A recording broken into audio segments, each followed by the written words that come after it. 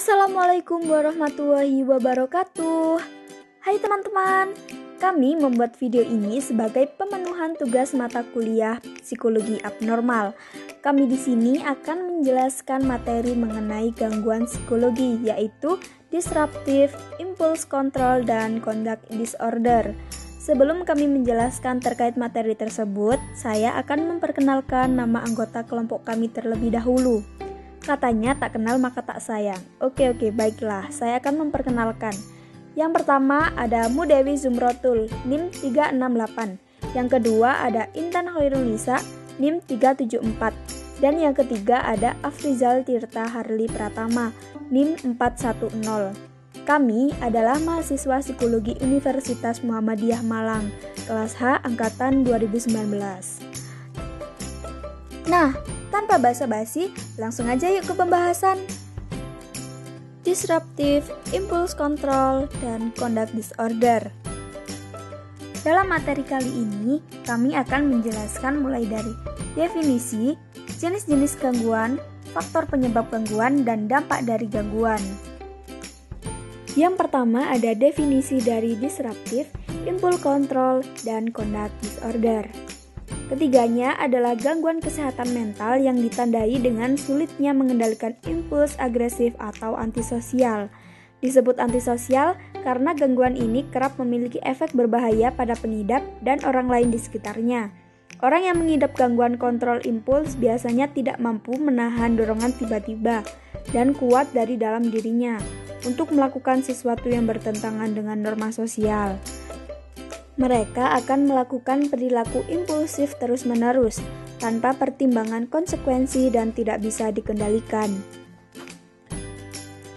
Berikut beberapa penyebab gangguan. Yang pertama, laki-laki dibanding perempuan, laki-laki lebih rentan mengalami gangguan kontrol impuls. Hal ini diduga karena laki-laki lebih sulit mengekspresikan rasa stres, karena stigma bahwa laki-laki tidak boleh cengeng atau hal yang lainnya. Yang kedua, faktor genetik, memiliki keluarga dengan riwayat kondisi serupa. Yang ketiga, penyalahgunaan obat dan alkohol. Yang keempat, pernah mengalami trauma, pelecehan, atau pengabaian di masa lalu, seperti masa kecil. Yang kelima, sering mengalami kekerasan atau perilaku agresif di masa kecil. Yang keenam, adanya ketidakseimbangan zat kimia tertentu di otak. Hal ini juga dapat berkontribusi terhadap gangguan kontrol impuls pada beberapa individu. Dan yang terakhir, yakni mengidap masalah kesehatan mental lain, seperti depresi atau Obsessive Compulsive Disorder, atau biasa disebut dengan OCD. Berikut beberapa kriteria gangguan. Yang pertama, makan sebanyak-banyaknya, memanjakan diri dalam hal seperti berbelanja, berjudi, dan makan. Yang kedua, menghancurkan properti, seperti menghancurkan barang-barang milik sendiri atau milik orang lain pada saat dia marah. Yang ketiga, meningkatkan masalah, mengambil situasi kecil dan menjadikannya lebih mendesak dan penting dari yang diperlukan. Yang keempat, ledakan diri sering terjadi, merasa selalu dan terlalu sering kehilangan ketenangan sehingga muncul ledakan di dalam diri. Yang kelima, suka memulai dari awal, misalnya bergabung dan keluar dari grup secara tiba-tiba. Yang keenam, oversharing, berbicara tanpa berpikir dan berbagi detail yang intim. Yang ketujuh, melakukan kekerasan fisik, bereaksi berlebihan dengan melakukan kekerasan fisik secara mendadak. Yang ke-8, melukai diri sendiri, menyakiti diri sendiri di tengah memuncaknya kemarahan, kesedihan, atau kekecewaan. Kemudian ada dampak gangguan disruptif. Dampak dari gangguan ini yaitu bisa menyebabkan pelemahan fungsi individu.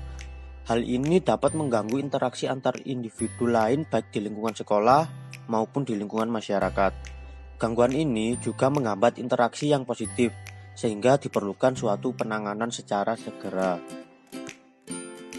Itu tadi teman-teman sedikit penjelasan dari kami mengenai materi Disruptive Impulse Control dan Conduct Disorder.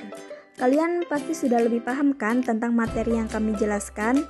Semoga penjelasan dari kami bisa bermanfaat dan bisa menambah pengetahuan mengenai materi yang kami sampaikan. Jika ada kata-kata yang kurang pas dan penjelasan yang kurang jelas, kami mohon maaf yang sebesar-besarnya. Sekian dari kami dan terima kasih. Wassalamualaikum warahmatullahi wabarakatuh.